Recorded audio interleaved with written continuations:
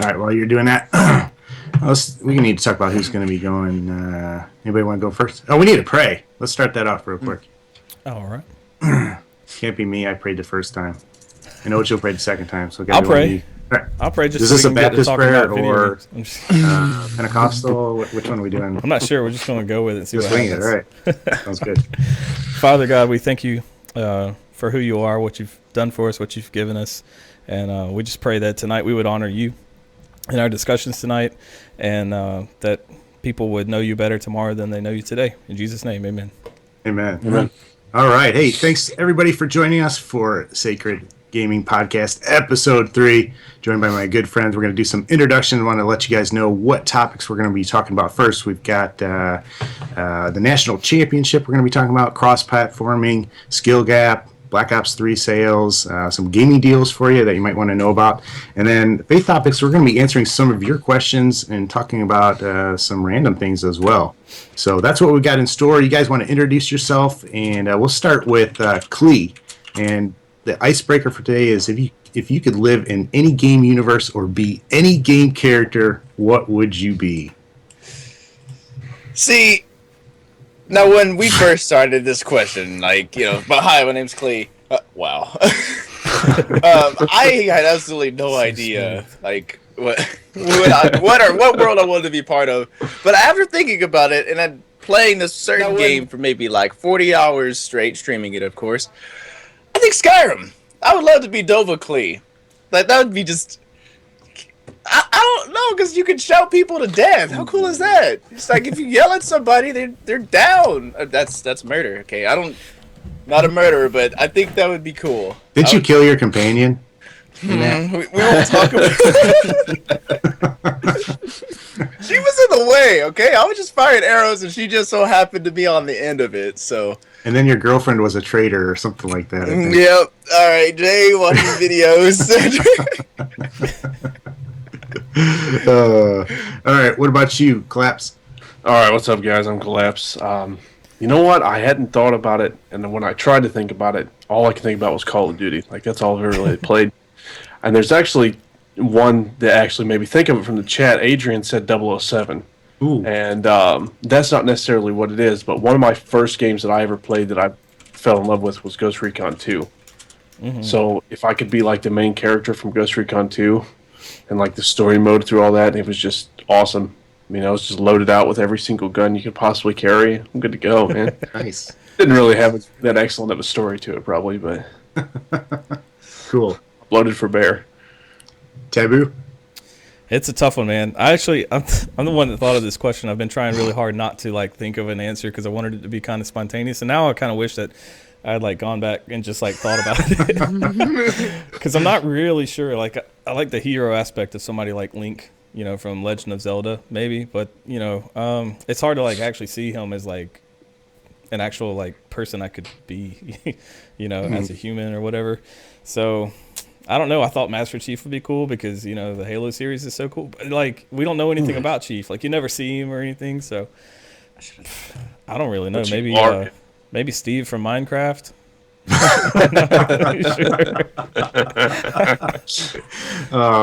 Tabby, you have to show your world sometime. Do a tutorial or do a gameplay of that and just show it off because this is pretty epic, the one you and Scoot did.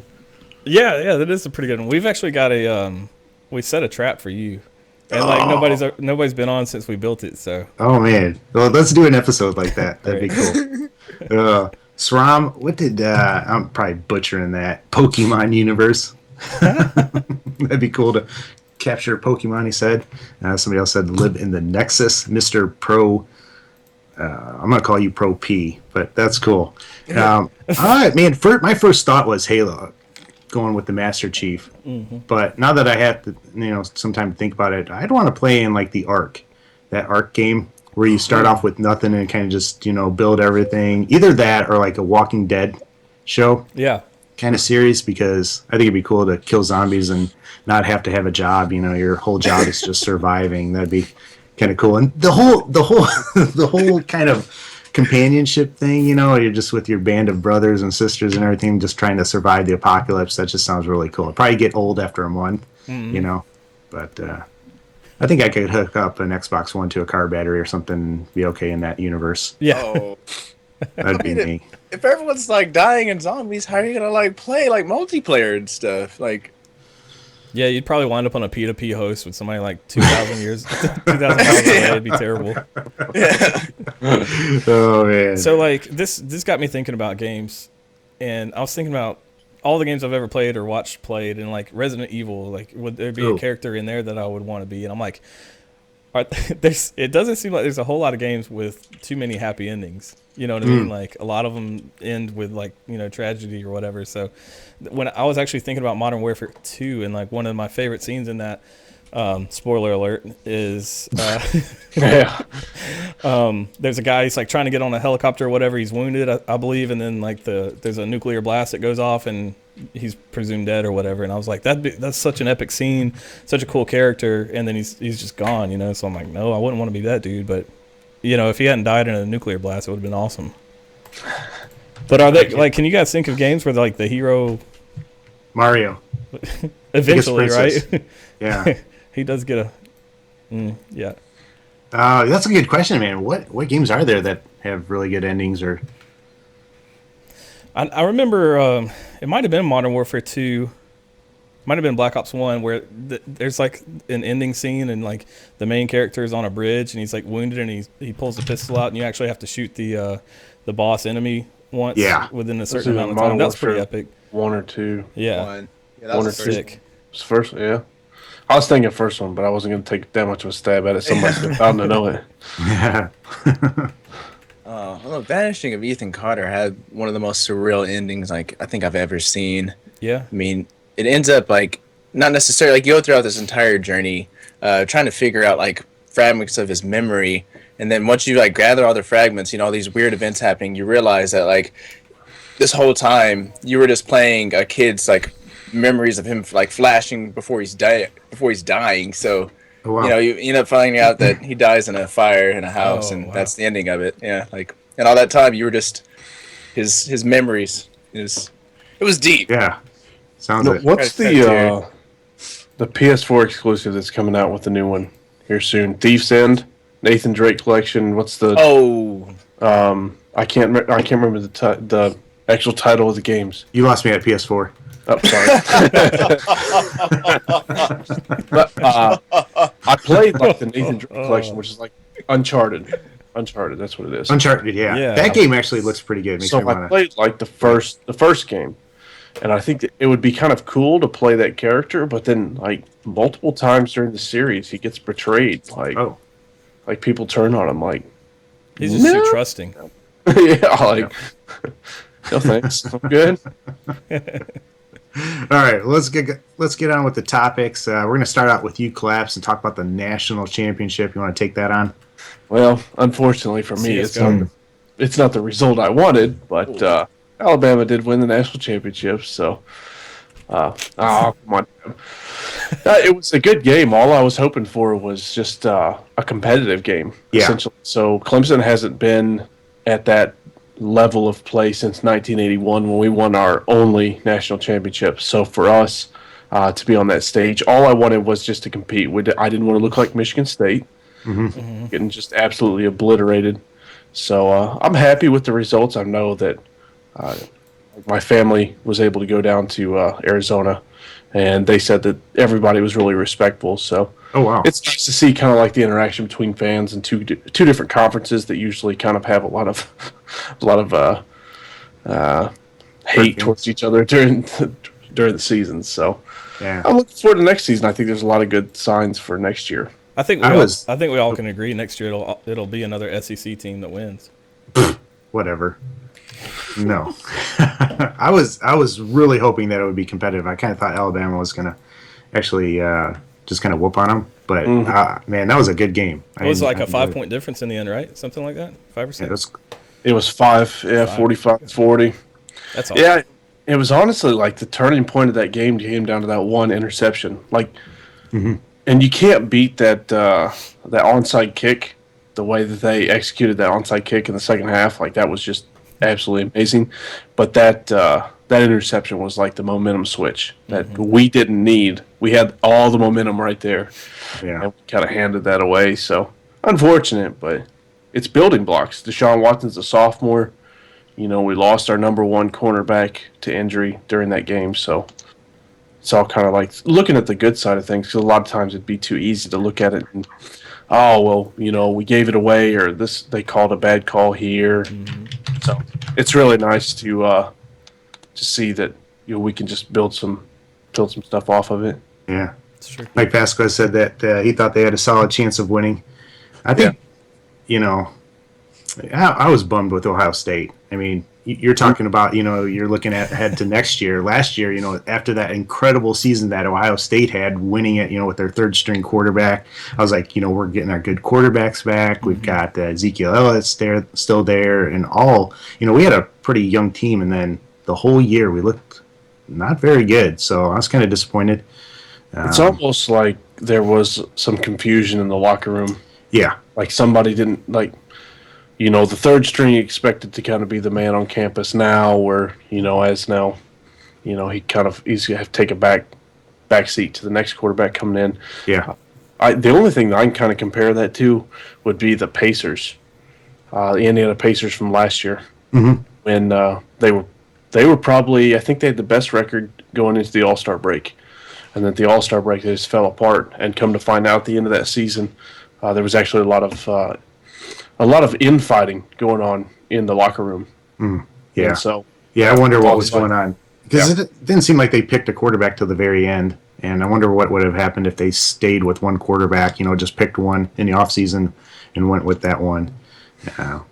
But, yeah, we all would have known, though, if Ohio State would have been in the top 4, Alabama wouldn't have won. That's what we know. If only they could make it to the top 4. Do you guys have, not to stay on the football topic too long, but do you guys have teams that you just absolutely can't stand, or Michigan. rival teams? Obviously, Michigan, right? I hate Michigan. Michigan State, either one of them. I hate them. Unless they go to the national championship, but we're not playing in it. South Carolina. Really? Because it's in state. That's the one Clemson game I've ever been able to go to. Was I think it was my cousin's senior year. The South Carolina players met the Clemson players at the bottom of the hill. That was the first fight of the game. There was 3 more. What? So yeah, bench clearing fights. Yeah.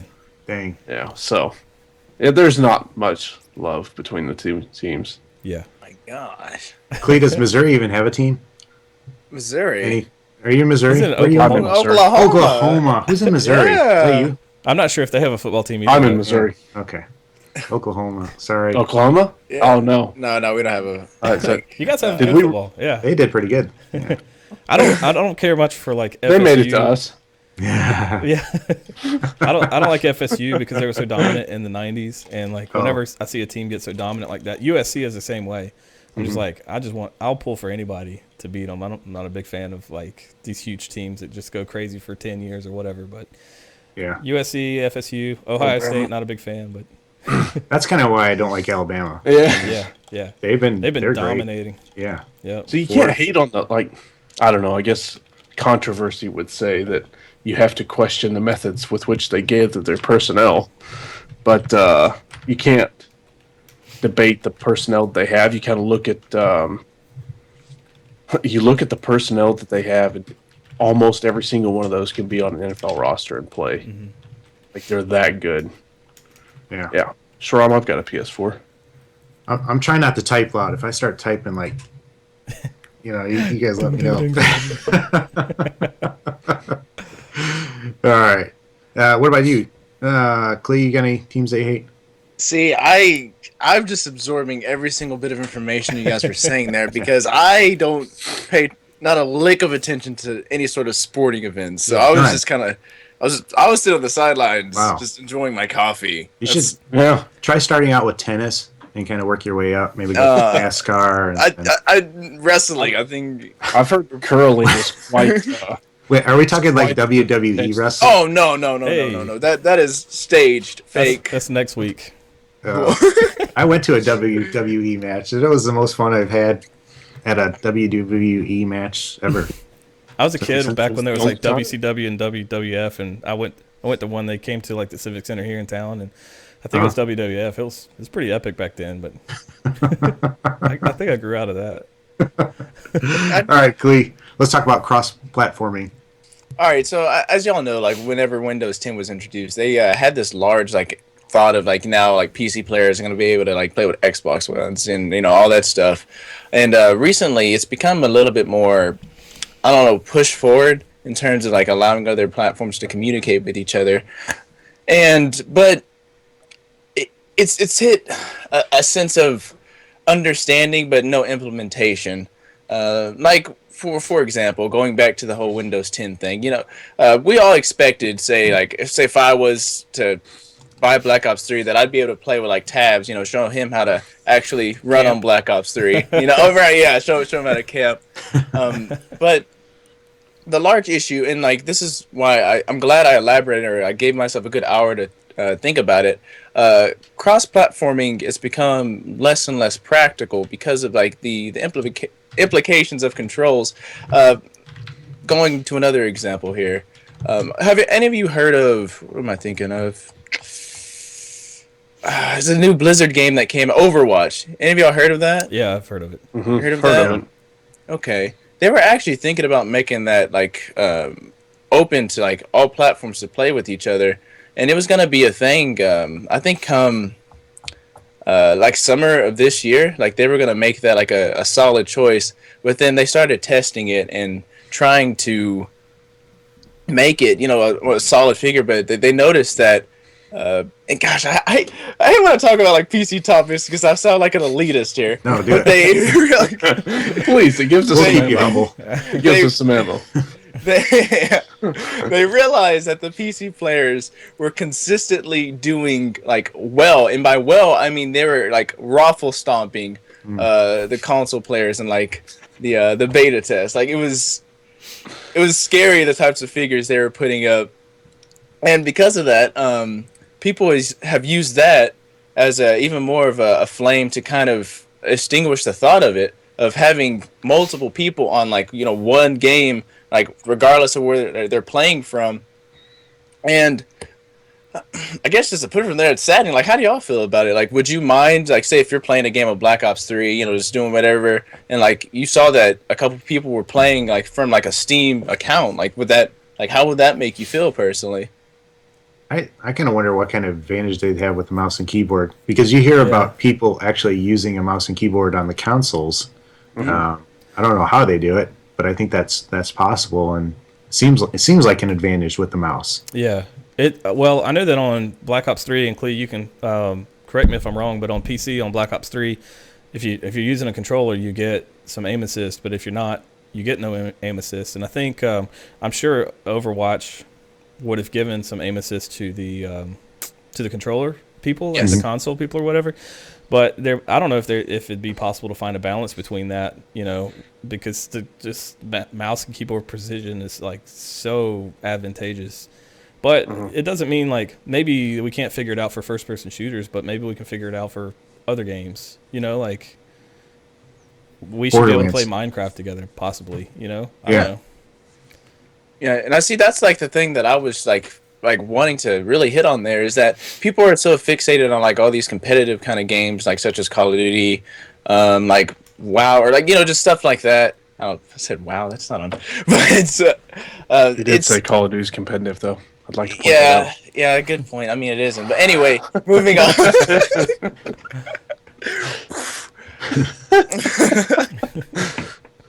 It's I think in a casual sense, like I feel like maybe not PvP, but like say like if I wanted to play Destiny with like I said your name, JA, like I think that could definitely be a thing. I can say that. Thank you. Yeah. I think in a is that all I know is judgment awaits. But I feel like it's just in a casual sense, it doesn't. It definitely shouldn't matter, like you're just trying to play with friends, have fun, and it's games like Rocket League that took that into account. Like I don't know if y'all know this, but like you can play if you're on PS4. I think Xbox One has Rocket League now. Am I right? I think so. I think so. Yeah, but on all those platforms, anyone can play with each other. That means a PS4 player can play with someone who's on Xbox One. Xbox One can play with PC players. Like, it's a total mix. Now, you can't party up, Hmm. but like, say if you just go into a random match, you can play with like anyone from like whatever platform, like at any time. And I think that's, yeah, it is. It's really cool. And like, you notice there really isn't that large of a disparity. Like, maybe it is because it isn't really too like, mouse dominant, but it's still something that I feel like needs to be, rethought. Like, of course, I guess if you have a problem with it in a competitive sense, don't include it, but don't completely dismiss it. Like, Yeah. I mean, what would the option be? Like you said about Destiny, right? So it's very easy to find sort of the stopping point between the experience that is the social gaming experience and playing the things that are you play together, co-op, as in campaigns or missions, strikes, whatever. But then, if when it goes to the matchmaking portion of things, where you're going to go play actually PvP, then it would kind of cut out the cross-platforming. yeah, Just so you yeah, have an option there, so you're not worried about the issue of playing against somebody that maybe has a mouse and a keyboard that's more accurate, Yeah. Or but you can play with them in the social aspect. yeah, that would be great. Like, you could even have a toggle switch in the settings if they're going to build in whatever they need to build in to allow cross-platform play. They could put a setting in there that's like off by default. But if you go in on your console and turn it on, then all of a sudden now you can connect to PC players if you want to. But if you just want to keep it limited to console players, it's like that by default, possibly. For even the PvP stuff. all right. The How side rampant is strikes. how rampant is cheating on the PC? I mean, that would be something that I'd be concerned about. Somebody. It seems like it's easier to modify games on the PC than on the consoles. That's probably taking into consideration servers though, and everything like that. So maybe that's not the case, but that'd be a concern. Yeah, I mean, it is true. It is way easier to like mess with game files and stuff on your computer because like a lot of time you're allowed access to that. On an Xbox, you can only go to say like your storage and stuff. You can't like really get in there like coding wise. But from my experience, and like especially with games like Black Ops 3, like other Call of Duty, unless it's like a really old Call of Duty, like hackers really like aren't that common. Like, it's something that is just because there's a smaller community of people playing a game. It seems like it's more like common, but it's really something that I feel like is more of a stereotype associated with PC gaming, rather it being something that is 100% true, if that makes any sense. Yeah. Like, because like it's there. I mean, like you get people on console hacking sometimes. I mean, but just because you don't encounter it as much because there's a larger group, it doesn't mean that like that same level isn't applied to like another location. Like, say like if there's like 2% of people who hacked on like Xbox One and there's 2% who hacked on PC, well, it's gonna seem like it's more on PC just because there's a smaller amount of people. Like you may like encounter it more often. Sure. I Sure. get that. Cool. By the way, Rocket League's coming to Xbox One in February. Oh. Okay. I thought it was out. Yeah, I thought it was too because they announced that like a couple months back. It's a Polygon article from last month. So it being Polygon, it may or may not be. Okay. So is it going to be a free download for you guys as well? Like maybe like Games for Gold or Games with Gold, excuse me. I doubt it. Because that's how like PS4. That's how it kind of gained its notoriety. Was the PS4 people had the top subscription, got it downloaded for free for 1 month. That's pretty cool. So I had it, deleted it, didn't like it. Gotcha. I couldn't control it.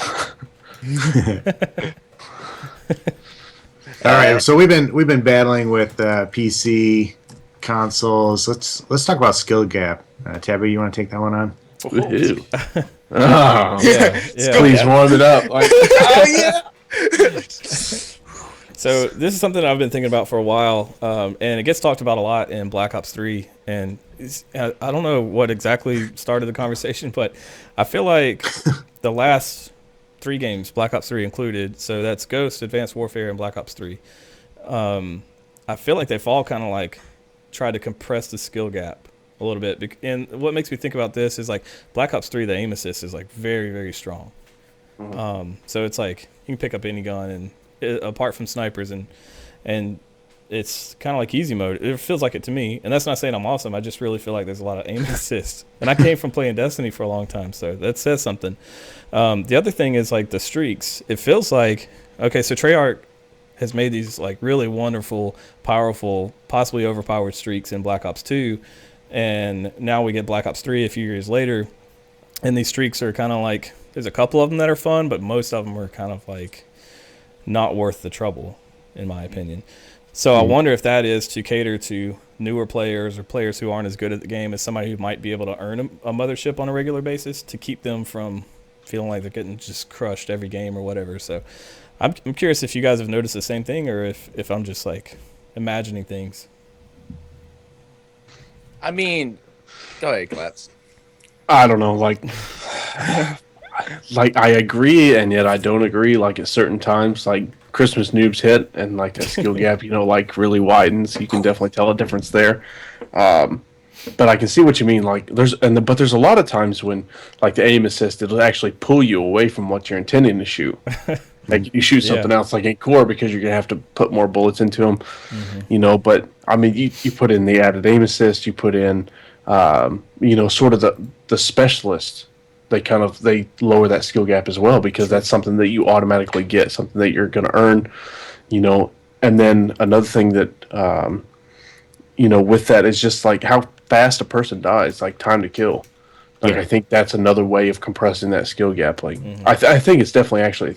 There, go in, you try to play CS:GO, like, and I tried it, like, it's not exactly easy. So, coming from a game where I thought that, there was actually skill kind of required, it's more or less kind of, it's like having a game plan in mind and kind of sticking to your game plan in a Call of Duty, whereas with something else, you're going to have a game plan and have skill, sort of. Yeah. If that makes sense, but... I definitely think they did that on purpose. Like, they want more people to be interested in their game. I mean, Call of Duty being a large franchise, they already have that crowd, but they want to keep them coming back. I mean, if they made the game more difficult to play, or made it more evident, who's better than who, then I feel like people would almost be ousted. You have plebs like Tabs, going into games, thinking that he can do something and then get wrecked, and then he'll be mad. Like he'll feel like he was cheated, as if the game he purchased was a waste of money, while the other guy is just all up on his high horse. But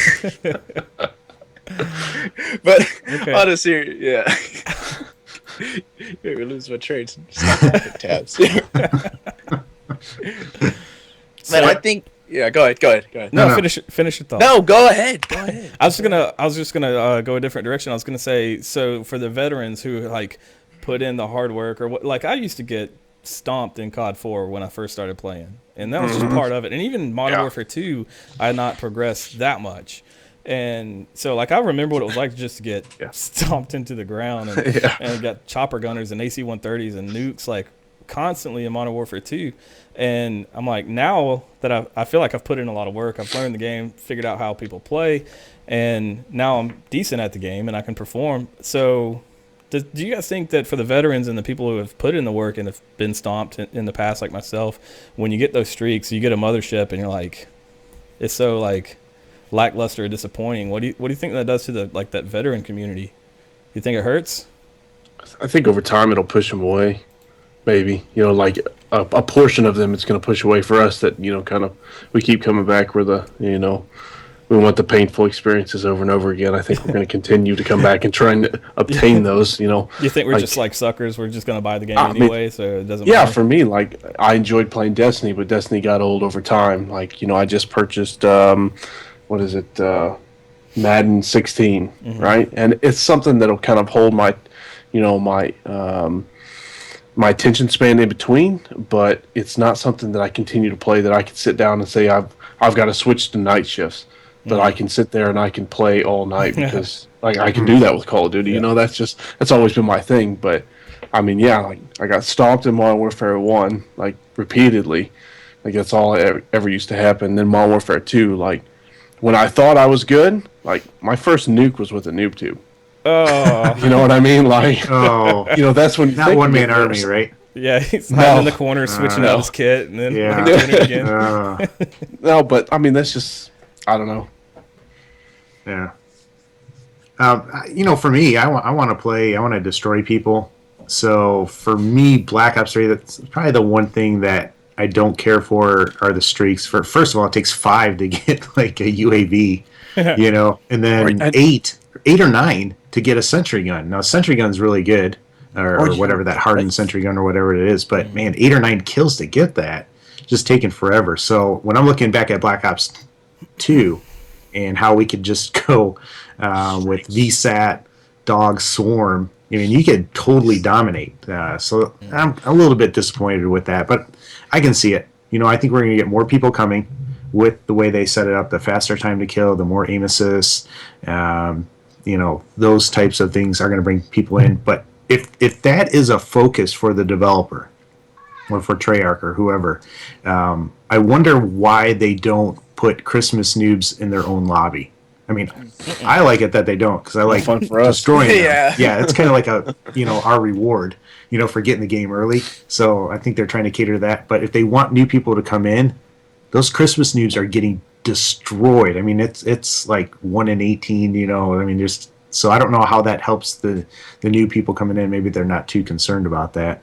Maybe they just think that that's been their experience every year for every Call of Duty, so it's normal to them. That's one of their selling points, Jay. Yeah, there you go. It encourages you to buy it at the beginning. Please, Mom, don't make me wait till Christmas. Yeah. Please. It's horrible. All these mean people. Yeah. Good.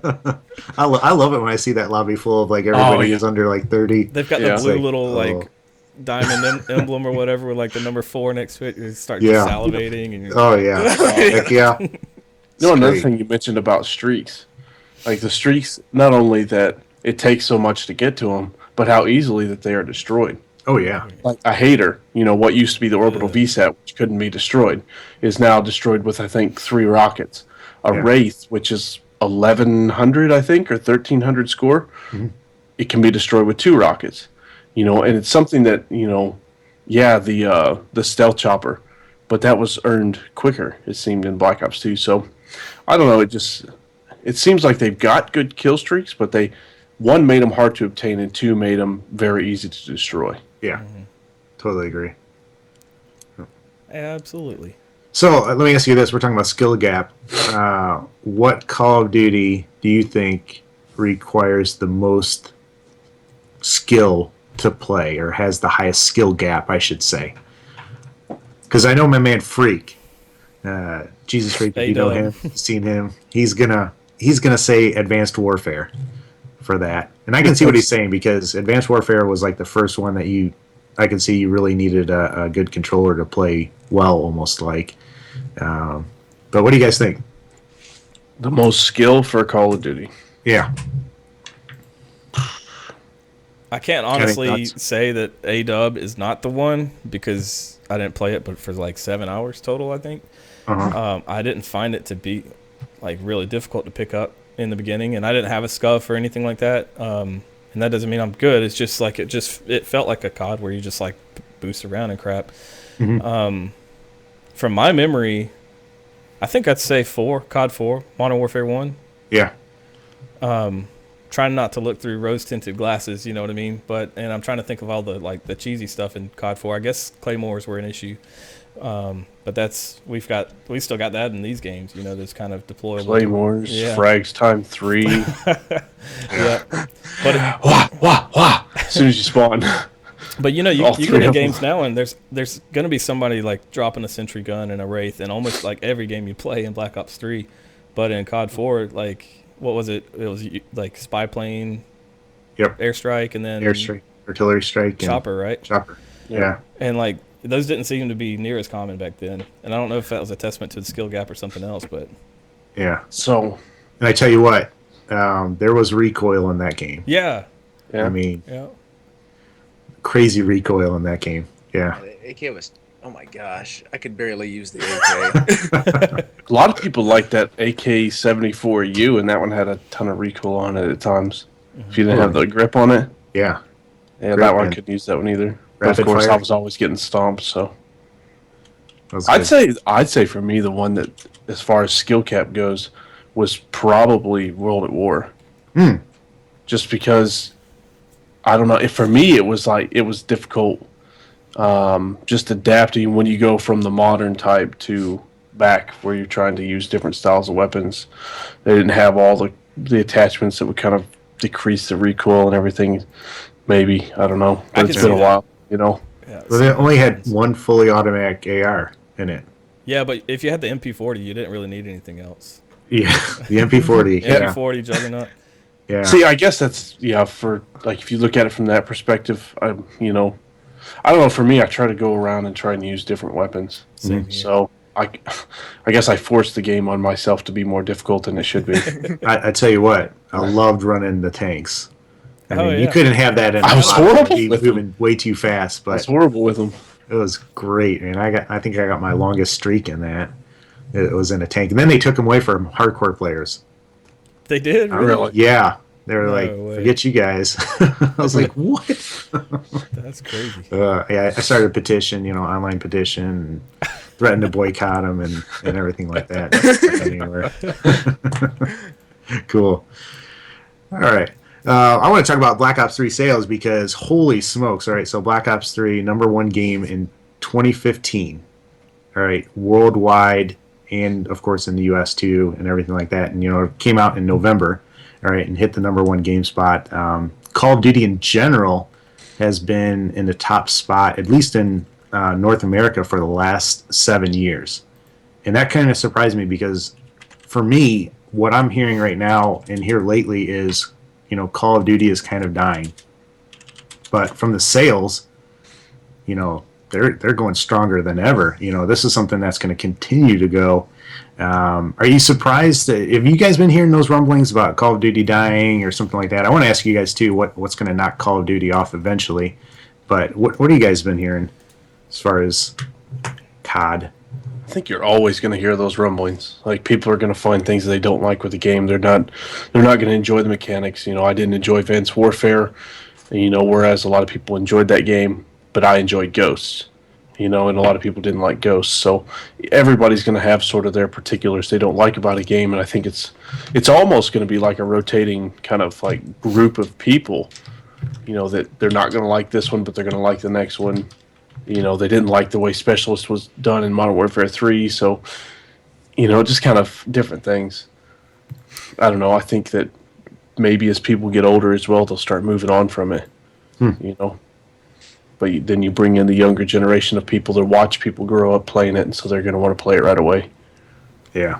It's true. I found a chart on, it's like statisticbrain.com. I just typed in a Google search for Call of Duty game sales history or whatever, and it looks like the numbers consistently went up. It looks like Ghost was reported. You had Black Ops 2 at like 24.4 million. Ghost is reported at 16.5 on this site, and then I don't know what the Black Ops 3 total numbers are. Such a good game. What, Ghosts? Ghost is the only Call of Duty that actually got beat one year. GTA 5 came out that year, and they actually beat Ghost sales. But when you figure in the other sales from the previous Call of Duty or the next Call of Duty still held the title for the year in North America. But So do we know how many units Black Ops 3 sold, or is it dollars that we're talking about? actually, both. They just, I guess they crushed it. I didn't hear that. I did hear something though that Call of Duty has sold 250 million units. And if you think about that, the whole franchise. yeah, Wow. it's like if that's $60 a pop, which some things are more, and maybe when it first started it was only 50. I can't remember, but that's $15 billion. Wow. $15 billion, and we can't get full dedicated servers. I knew that was coming. No, I'm just kidding. I know some places, dedicated servers would never work, in these Yeah. outlying places, and they are doing more and more. So I'm appreciative of that. But man, $15 billion, it's just nuts.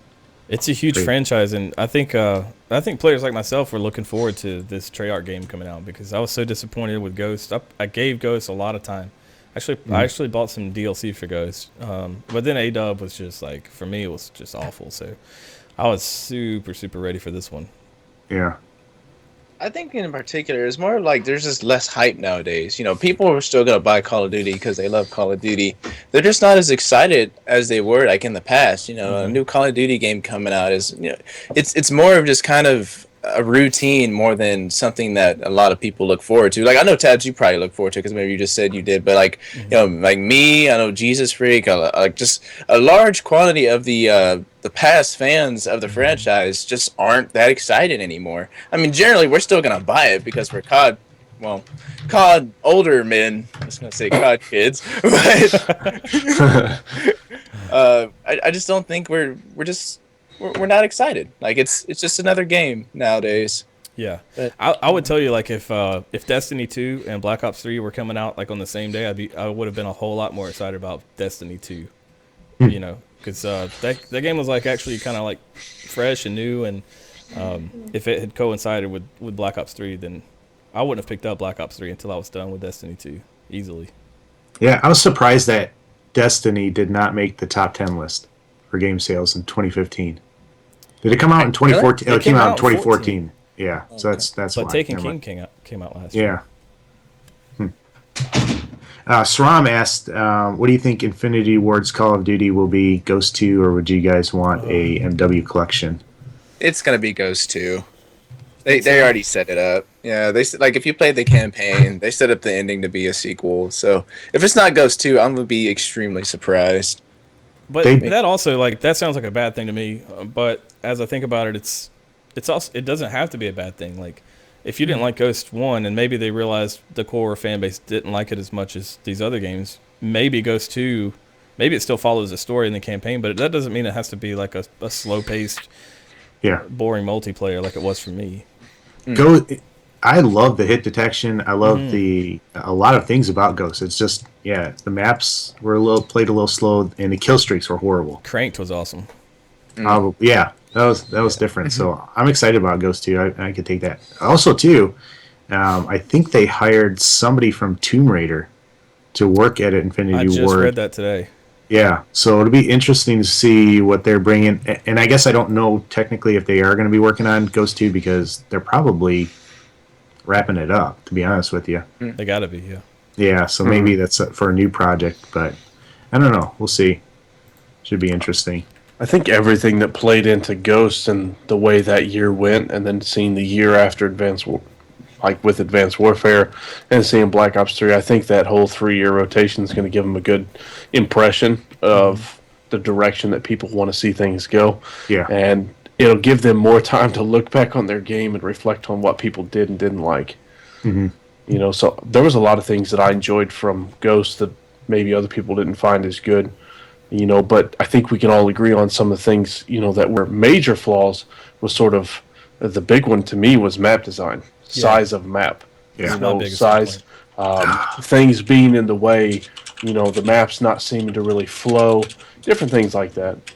So, That's not me. yeah, Thunder Hands over there. Yeah. Going to work. That's my biggest gripe with COD as well was map design. The game just played so slow for me, and I was used to playing Black Ops 2 and just like running around crazy, and it was fast-paced games, and that game just played really slow for me. I will say though, that was it the IMS? Was that one of the Yeah. scores? Well, That thing was awesome. well, 5 blocks of explosives that shut up in the air. You know, I and when love that thing. when first people didn't know about it, you know, they're just constantly running by and it's killing people. That was great. Or the Christmas noobs. What the heck is this thing? See, and this just may be my own analysis, but I think COD Ghost is more built around like objective game modes than it was like team deathmatch. I mean, because if you think about like the way like just how popular. I mean, this is just me. Like I loved watching the East. Don't look at me like clap. I loved watching the competitive Ghost scene. I did Like, too.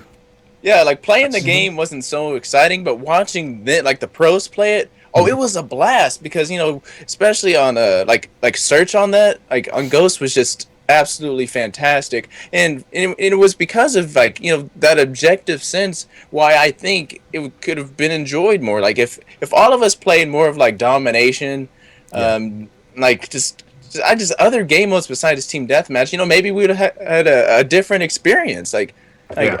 but. I for Oh, one like playing domination. Oh yeah. some of the Love people it. that I play with, you know, I can't get them to play with. I'm not gonna mention any names, but yeah, like I'm not gonna mention the bearded guy's name. Or anything. I like playing Dom. No, he does. Yeah, it's just got to have a full squad, I guess, to play it. He says. It's Scoot's course. fault. Scoot, if you're watching this video, you're the reason we never play Dom. Actually, yeah, Scoot is. Esports is really fun on Ghost, but Advanced Warfare is kind of where I fell off of esports. Now I've kind of picked it back up again for Call of Duty. Like, I don't know. Are you guys It's- watching it now? The World League. Yeah, If you're not subscribed to Scumpy's channel, man, you need to be. it just makes me just would not want to play because I'm not that good. Yeah, You know? yeah. Gosh. I think I'm good, and then I watch Scumpy's video, and no, can't do that. I think we all have dreams of being like a professional, and then you watch the professionals, and you're like, yeah. Well, at least me. Clee, Yes, Clee, you my could probably dream still pull it fucker. off. You're young enough. No, I could never be as good as those CS players. All right. I wanted to let you guys know about a couple of deals out there. Amazon.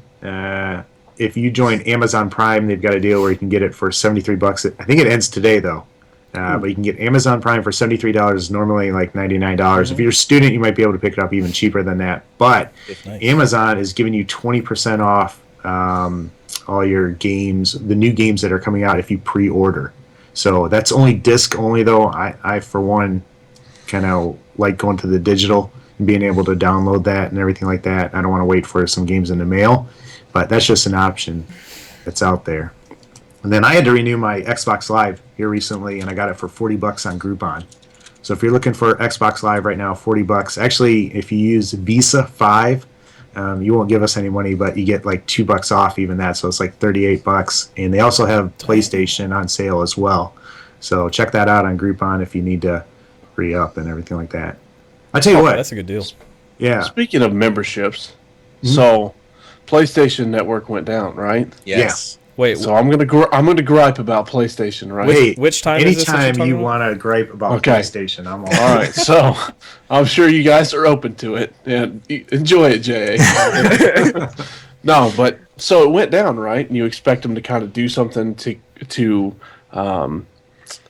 I don't know, to compensate? give back to you the people that lost out on playing time, right? So it was a day and a half or something to play.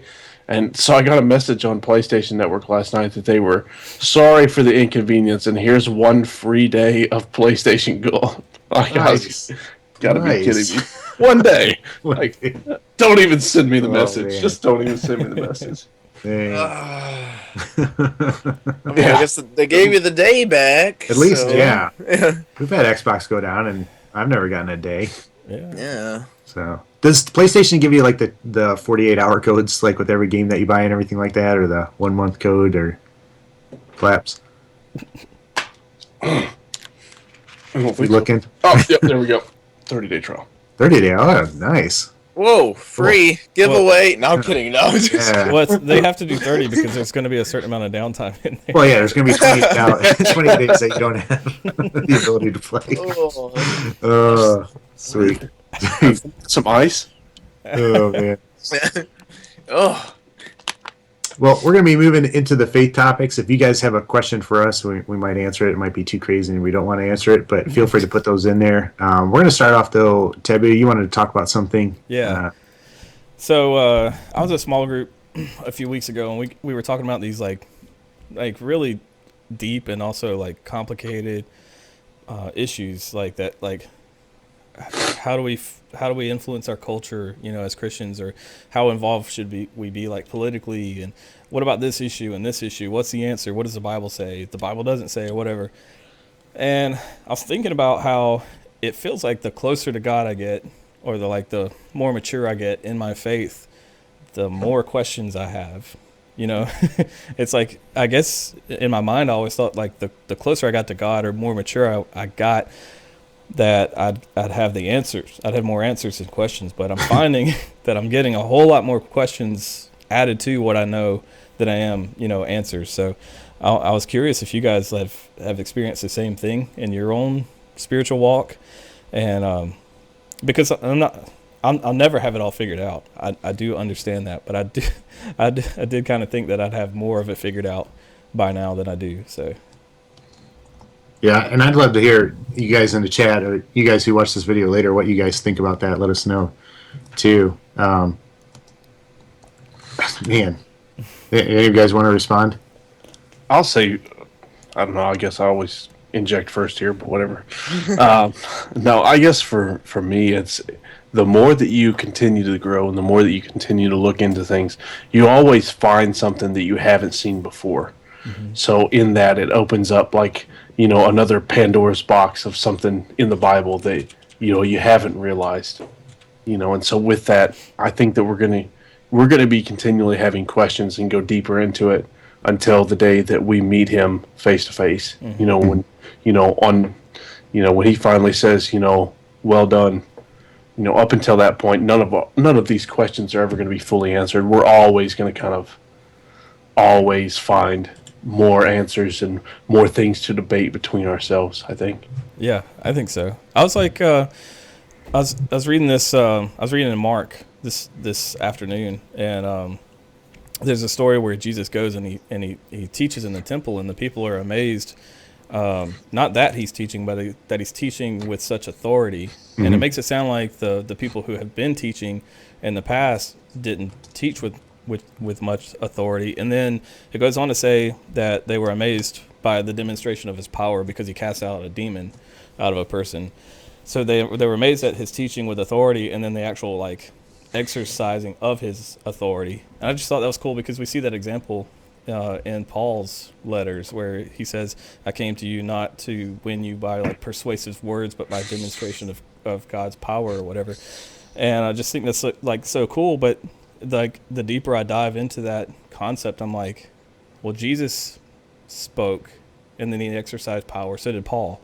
And I'm like, so then I get questions like, is this something that we should be walking in as well? Like modern day Christians, are we supposed to be witnessing and exercising power? And that's an answer that's so complicated to me. I just get more and more and more and more questions on that topic. Yeah. And that's just one little topic. So, and that's what I love. Especially just kind of working that out with some people and talk to some people. Obviously if you have somebody that is more mature in the faith and you can go to them, man, that is such a great thing to have and everything like that. But yeah, I kind of, we have a chat, and we love putting things in the chat, asking those types of questions, and just, you always learn some things too from other people and from their points of view and everything like that. So, yeah, one of the scariest things that I used to do as a youth pastor was have a night where the kids could ask anything. And, growing up, I always thought a pastor knew everything, or had it all figured out. And then, being in that position, then they're asking you, what's the fifth layer of heaven and something like that. And you're like, where's that again? They can come up with some really good questions. I will say, it doesn't distress me to, have more questions, and I think it's healthy. But I've just had to, kind of learn to rest in be okay with not knowing, having I don't know as the answer to a question. We can look at even the creation of the earth. Some Christians believe the earth is young, it's 6,000-7,000 years old, whatever. Some Christians believe it's billions of years old, and it's I read through scripture and it says it was created in 7 days. I don't know if they were metaphorical days or what, but I'm okay with not having the answer. You know what I mean? It was created in 6 days. What'd I say, 7? 7, yeah. Hey, he rested on one day. Last day was rest. No, I'm just kidding. You see what I'm saying, though? Yeah. I don't know. I don't know if it was a metaphor. I don't know if it was literal. I certainly understand that God could create the earth in 6 days and make it look like it happened over billions of years. I'm comfortable with that, and I'm comfortable with the idea of him saying it was 6 as a metaphor for 6 billion years. I don't know. Look at end times theology. Yeah, all these folks that was what I was thinking positions. Yeah, I have no clue. I don't even want to figure out where I stand on that issue. I just know he's coming back one day. But I like what you said about just being able to trust him in those times and realize some things are beyond our grasp. Some things we're going to mature and learn and everything like that. So it's the progression of growing as a Christian is always compare it to the progression of growing up as, an individual. You start out as a baby and you drink milk. When you're a baby as a Christian, you're going to use the milk of the word. And then the further that you grow in your walk, the more you dig into the meat of the word. And that's where you're going to develop those questions. You're still going to have questions, but those questions are going to get deeper. They're going to get more profound. Less people are going to have viable answers for you. You're going to have to find different people to answer the questions, because you have to find people that are equally in the same level of the walk that you are in order to find those questions. And I think that's the progression that we kind of all go through when, maybe we feel like, why didn't I know that? Or, why haven't I found that yet? Maybe we just haven't made it to our way or our place there. Yeah. And unfortunately, there are so many times in the church that we get into these fights over, pre-post millennialism and things like that, where I don't, why are we bothering, doing that, or even, political issues. Some things that I've learned, I'm very much pro gun ownership, but I've seen the points of view people that are against gun ownership, and I love hearing different points of view and seeing their thing. We used to be able to debate things and kind of be sensible about it. Now it's though, you can't debate anything with anybody. Everybody's got their point of view and forget what anybody else says. It's just, I'm going to cram my point of view down your throat. I'm not going to listen to what you have to say. So it's, I don't know.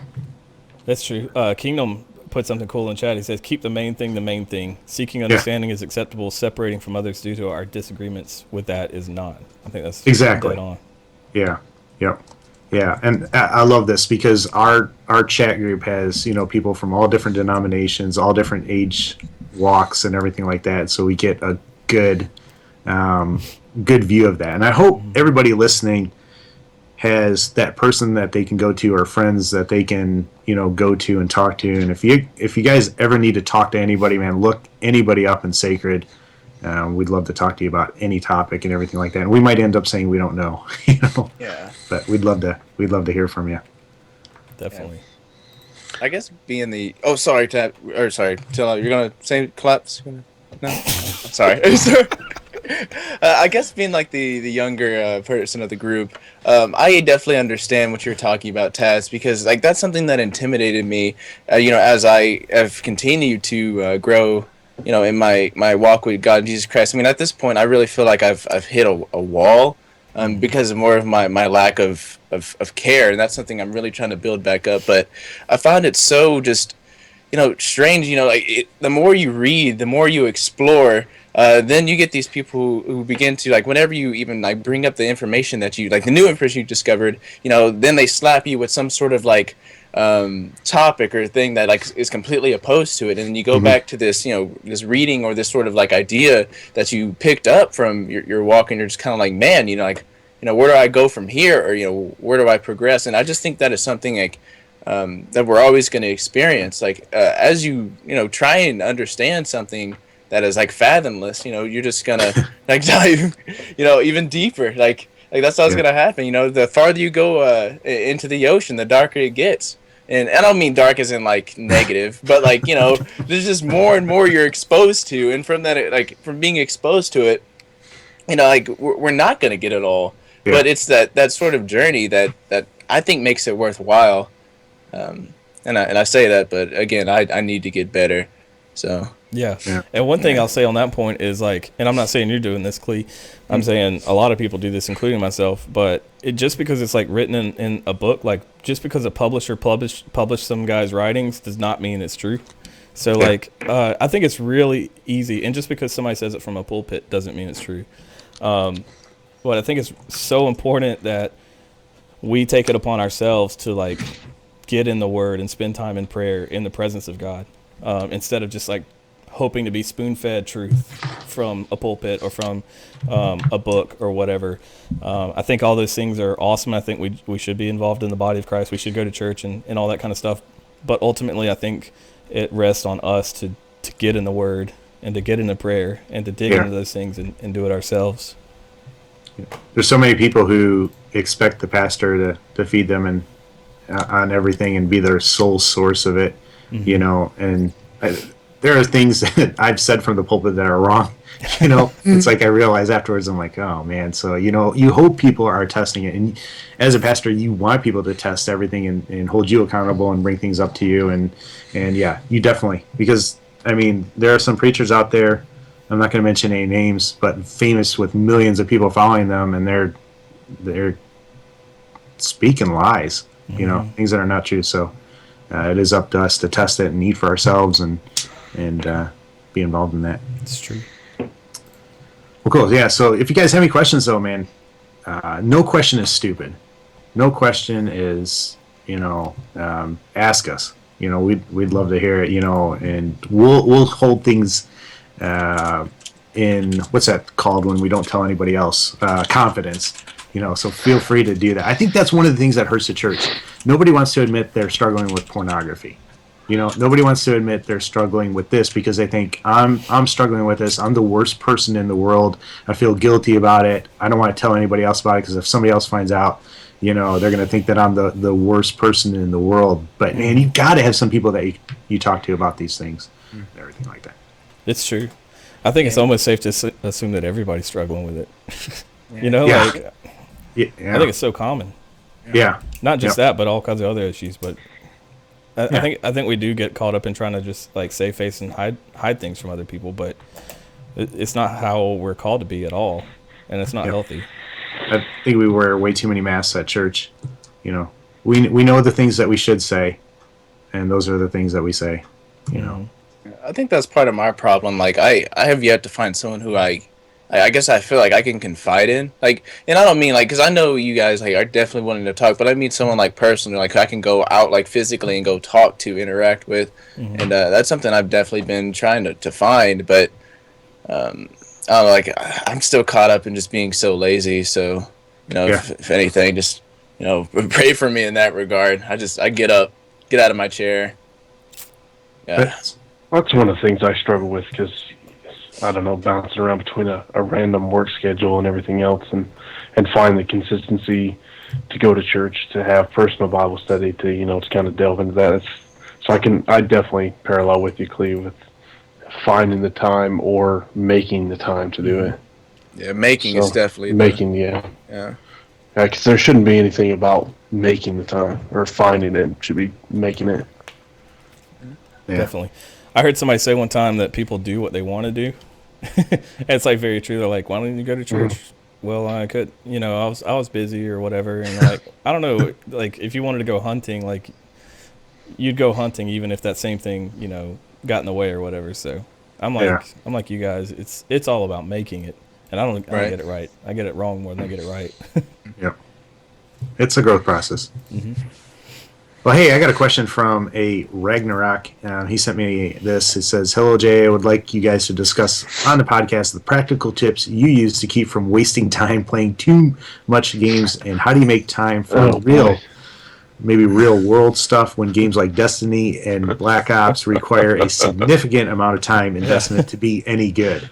Whew, that is talking to the wrong group of people. Yeah, that hurt a little bit. Oh boy, Tabby, I know you have some good guidelines or fences or things that you do, you know, with your wife and everything. You want to tell people about that? Yeah. So my basic approach is I don't play if my daughter's here. She's 2.5. But I don't play unless she's asleep. So if she like goes down for a nap, I might play on the weekend, or once she goes to bed at night, then I'll play. And then there's other days that I set aside to spend time with my wife once my daughter's in bed. So I try to make sure that if the days change because the week is different, that the number of days stays the same. So if I'm spending 3 nights with her, then I'm playing 2 nights, and then weekend nights I don't play until like 10 o'clock when she's in bed, pretty much. So it's just like for me, it's finding out what's important. You might not be married, you might not have kids, but in my life I do. So it's important for me to make sure they get the right time, you know, that I commit enough time to them. So I just do, that's just works for me. I like a methodical approach. So it's like 3 nights with her, 2 nights on the game, or vice versa, and then weekend nights. It's been working out pretty well.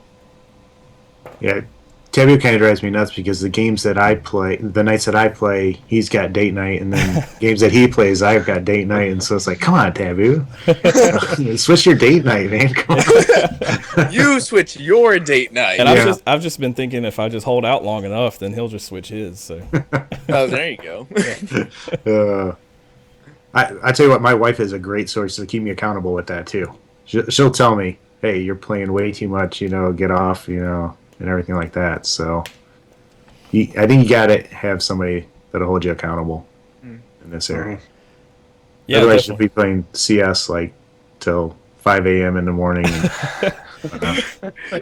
Yeah, I definitely like that person who has a limiter. Like, and part of the reason why I even like games so much a day is because, like, I really have, like, it's almost if I have nothing to do. Like, and this is, I guess, more of like a domestic sense. Like my family doesn't really, we don't interact too much. We usually go about doing our day. We may talk here and there, but overall, our time is usually our time. So I find myself really just sitting around having like free space of 6 hours. Like, I may spend two of it or whatever studying or like doing my homework, but after that, like I have like it's just empty.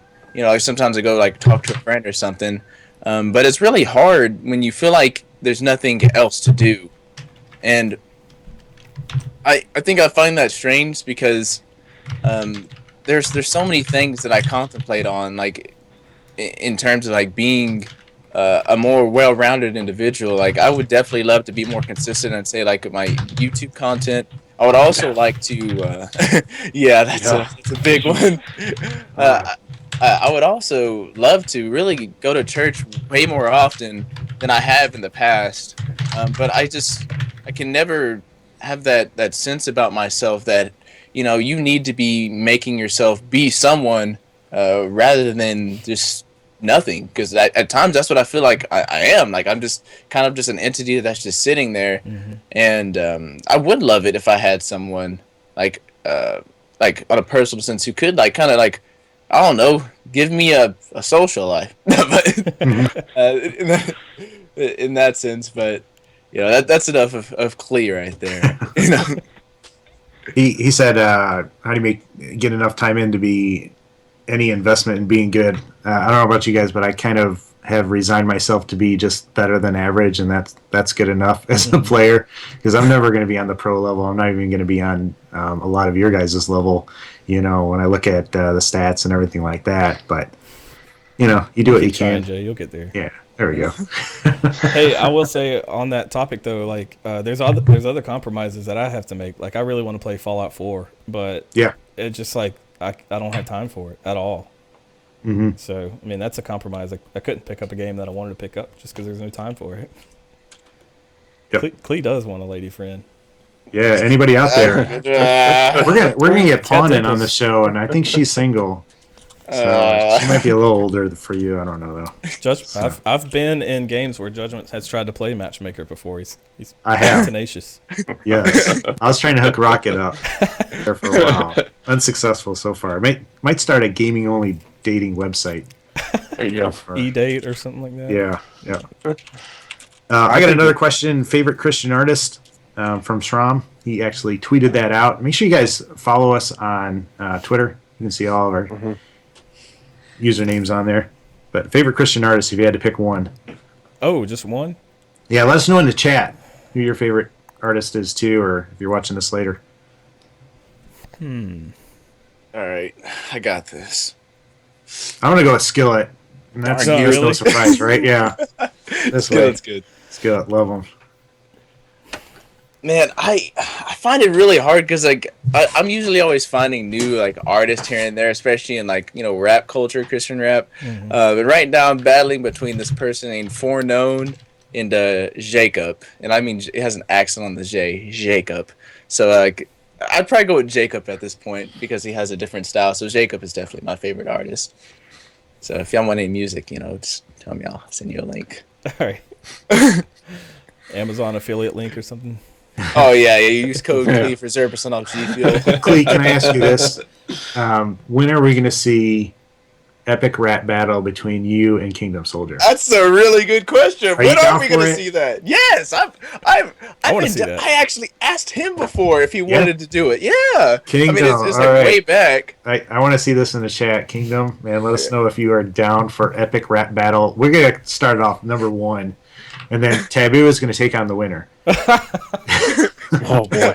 Oh, I'm down for that. If we're going down the line, I'm going to retire now. Only if we freestyle. What about you guys? You other guys' favorite You artist? go first, Collapse. I'm still thinking. Okay, I didn't want to butt in again. Sorry, I keep doing that. So I'd have to go with Jay. I keep going back to Skillet. Oh yes. Honestly, Skillet over and over again.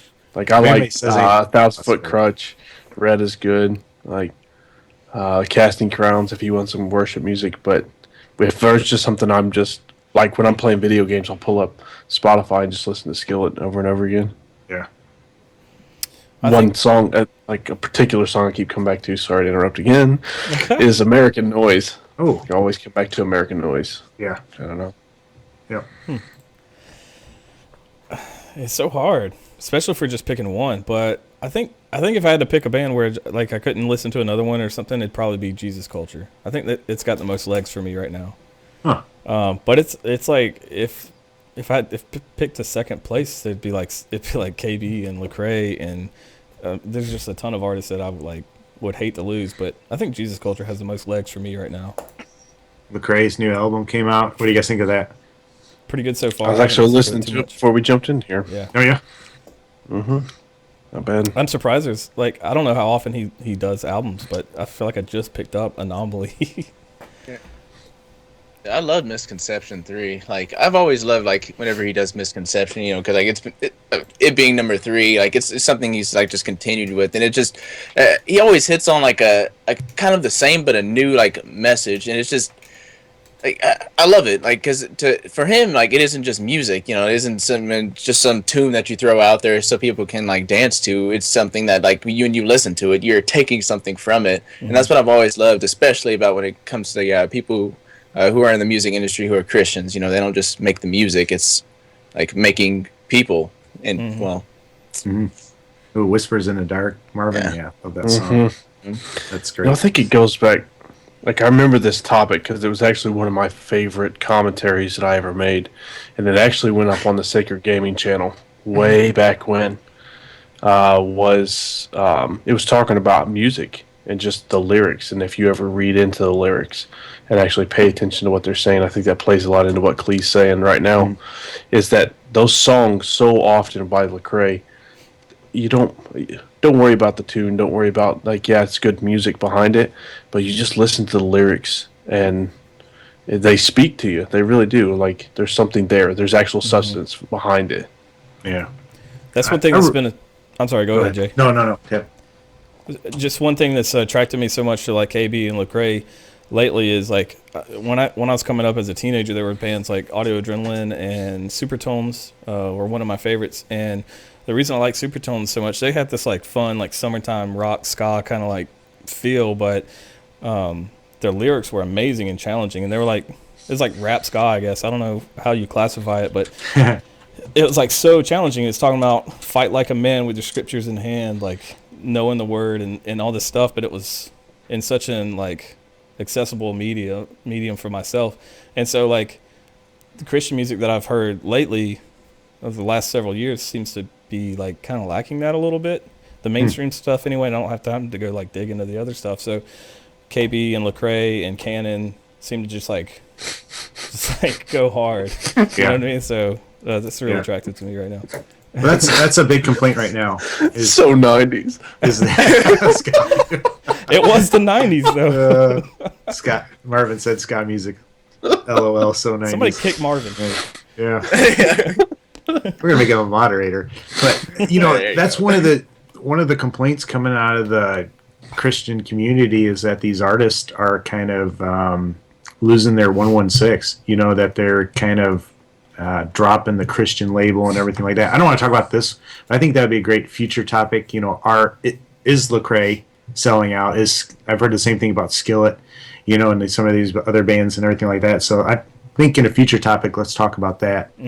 And maybe talk about too, what types of music should we be listening to? Is it Christian only? Is it secular stuff as well? I think we could have a good conversation. But we're getting kind of long in the time. Clee, you want to talk about our last topic?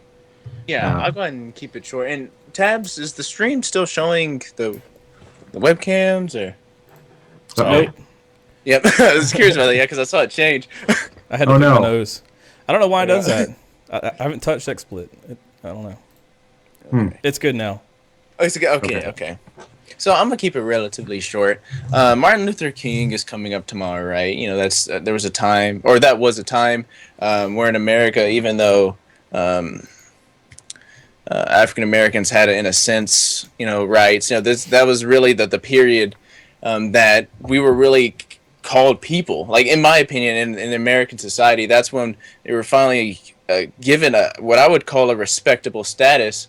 And from this, like, I know a lot of people refer to these times, especially being part of the culture itself, that like, as if African Americans deserve something, as if because our ancestors went through this, and I repeat that, since our ancestors went through this, that we still deserve some sort of compensation.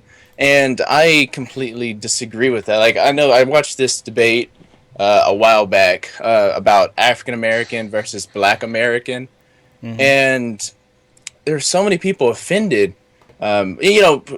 Being born in America, being called African American, people didn't like that. They're saying, I'm an American, I deserve to be called just an American, and I love that. That's a good thing. But they felt like they had to be called Black American, and at that point, I feel like if you're pushing for this sense of equality, still, if you're driving for a sense of we are just one people, then just drop all aliases. Like, just call yourself an American and be happy.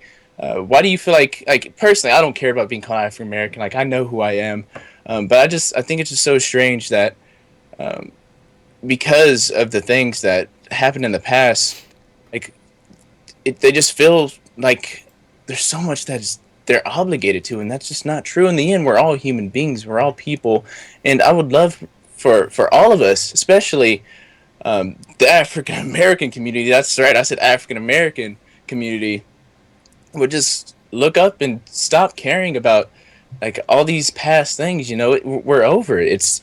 It's done. That's just my short consensus. If y'all have any thoughts about it, I kind of don't really feel qualified to talk about it, to be honest. I mean, it's something that I've wondered about, because like I think about somebody who comes to this country today.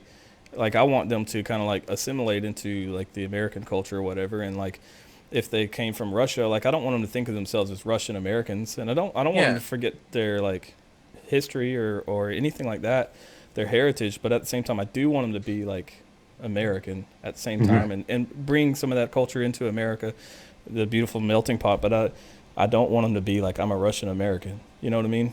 But I think for me it feels different though, with the history that we've had with the Black community in the U.S. So, well, I just learned for me what Black means just this week in the group meet chat.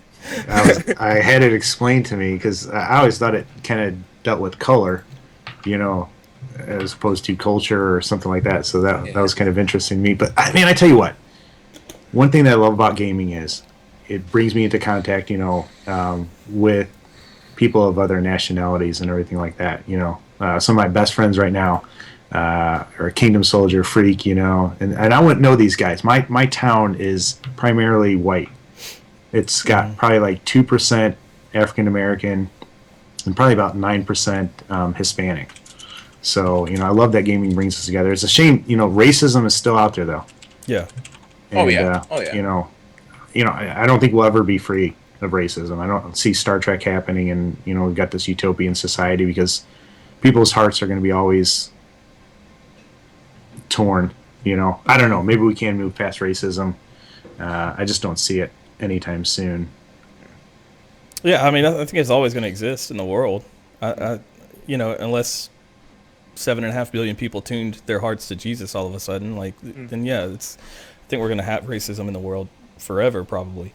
But that doesn't mean that like a racist can't be marginalized. You know what I mean? Like I don't think we should give much credence to a person who's like a racist. You know what I mean? They should be on the fringes of our society. Yeah.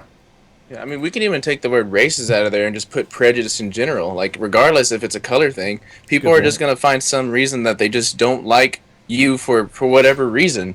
And, like, it's just, that's just human society in general. Like, we're going to classify people, or, sorry, let me not say we. People are going to classify others, you know, simply just because they don't like them in that sense. And... And that's just what racism is in general. They just don't like them. Like, and going back to that whole black thing, I think black does have a cultural sense, but at the same time, like that's something I'm trying to cut off. You know, with when I talk to people in like a family setting or whatever, because it's so often that because you have a sort of like educated word choice, or that you are very thoughtful or insightful, that you're considered to be, you know, like white or something, right? You know, that's a white thing. It's a white thing to be smart. It's a white thing to be able to just talk like effectively. And it's one thing that kind of irks me there. You know, just because I am black, it doesn't mean that I'm not intelligent. It doesn't mean that I can have a competent view. And like regardless, like it's black culture is still a thing. Yeah. I would just hope that it would be less. Are you guys? marginalized. No, this is for Collapse and Taboo. Do you guys get nervous using the word black or African American? Yeah. Like, Yep. I get stay away from it. That's scary, man. So you know, I don't want to offend anybody, you know. And why are we using these labels? I mean, do these labels just feed into racism? I don't know. You know, I think what Taboo said, you know, I don't feel qualified. You know, I love hearing the other side. You know, Ocho has given me so much perspective into growing up and some things that he experienced, chaos as well. And I've learned a lot about it, but yeah, interesting.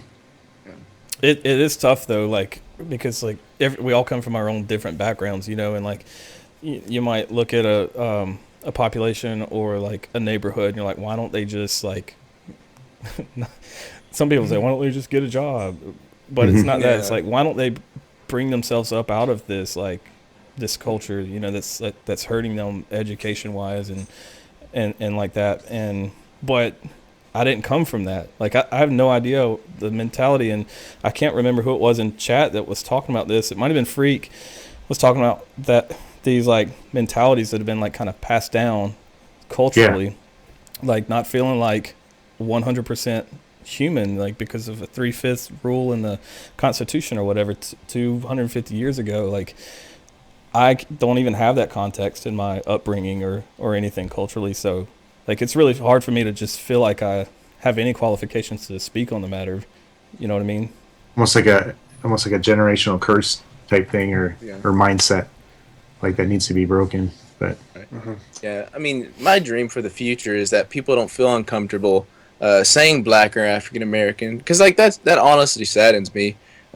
Because like it should never have been that way. It should never be that way, because in the end we are human beings. Like we are all like created equal. Yeah. And it's and the bad thing is it's not just like other races besides African American. Like I guess I should just say it's not this group of people, just this group of people that are causing it. It's also I guess black people themselves. You know, they encourage this sort of segregation. Like, you know, like what is it, like hashtag safe space or something like that, where they wanted I think a college campus wanted a bunch of students wanted a specific location just for African Americans to hang out, and like you can only be, if you're African American, that's the only way you can get into this location.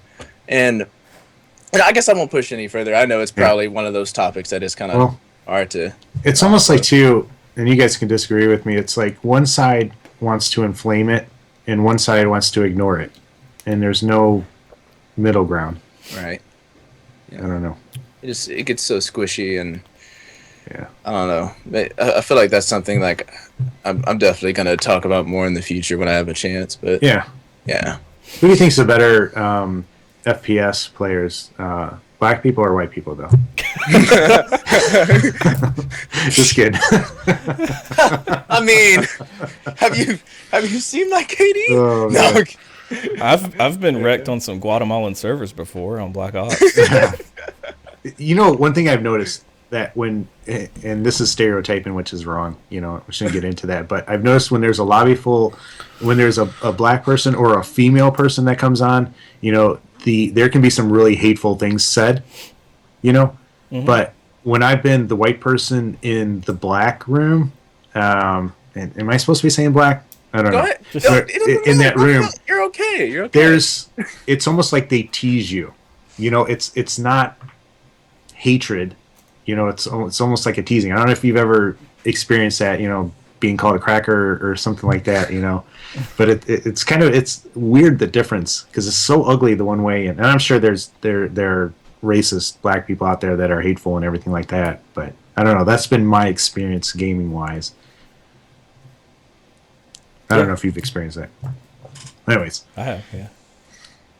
all right, anything else? Have we missed anything in the chat? Or I do have one from a Twitter comment as far as a question to be asked, Yeah. if y'all want it. Go for it. All right, Ryan Way said, if you could meet anyone from any time ever, who would it be? We want the church answer, We should say or- you can't do Jesus. all right, yeah, Yep. that'd be kind of cool. Because in the end, we're going to meet him anyway. Yeah, man, anyone from any time period. Anybody got any thoughts on that?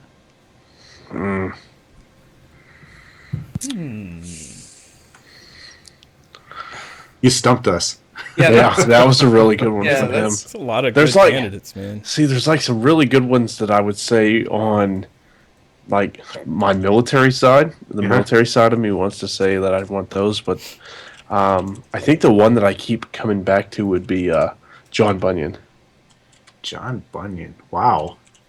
And just like the story of his life, the where he came from to where he ended up, and writing, you know, Pilgrim's Progress. You know, knowing that story, just I don't know.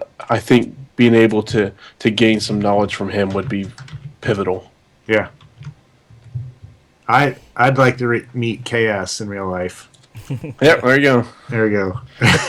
No, we got to have a meetup though, man. We used to, when I started gaming, there was this group of us, and this is when gas was like $1 a gallon. And we used to actually, on a yearly basis, have a meetup, and it was so cool, like putting a picture to somebody's face. Now, I know what you guys look like and have that, but it was really cool. Really scary the first time we did it, you know, because you're meeting all these crazy people. My dad actually had it at his house. He invited everybody over to that, and we had people from Las Vegas or Nevada, all the way up to Maine and Canada, and then people as far south of all over, and it was kind of cool with that meetup. But I can't think of anybody famous that really want to meet. I think if we can't do like Bible people, I think probably I'd want to meet George Washington. He's so, like military guy, first president, so like military and political and reportedly very spiritual too. So like, Yeah. I don't know. I think there's a ton of other people I'd like to meet, but I think he'd cover like the most most ground in one person. You know what I mean? Mm-hmm. I think G-Dub would be the one.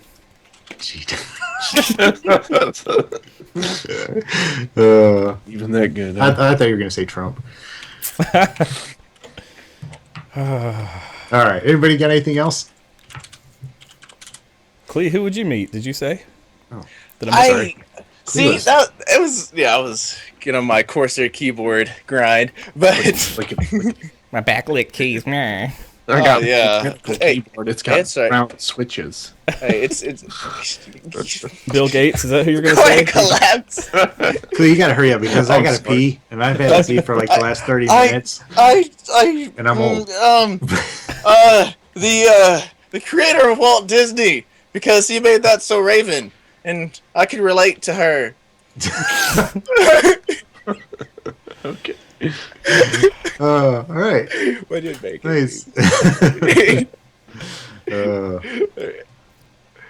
Well, hey, thanks everybody for watching. That's a good way to end it, I guess. But, you know, We Oh, really man. appreciate everybody that takes the time to hang out with us in the chat. Let other people know about it. If you have any questions for us for future podcasts, make sure you leave them for them. We want to hit a bunch of different people too and get other people on the show, like Kingdom Soldier, who's in the chat, and some other people too. So be looking for that. But just want to say thank you. Thank you. Thank you, Claps, Clark, Glee. For being on the show and everything. Thank you, Tab, for running everything. He's the one who does the XSplit and puts it all together and streams it. And just really appreciate all your hard work and work in that. But, Hotkeys. you guys got anything else you want to say? Anybody want to close it out? I'll just say, don't forget to check these guys on Twitter, and everybody on the screen has a YouTube channel. So we'd all appreciate the traffic and everything. But more of this on these channels, I think. Yeah. Mm-hmm. Please reach out to us. Any questions? You guys want to talk about anything? No matter what the topic, we so we put weak bladder. we'd love to talk to you. He's getting old. I'm old. Leave him alone. Give me a break. Claps, Clee, you got anything? All right. Well, Safe thanks space. Good to go. I'm sorry, Appreciate it. All right. Thank you, All everybody. right. Thanks, guys.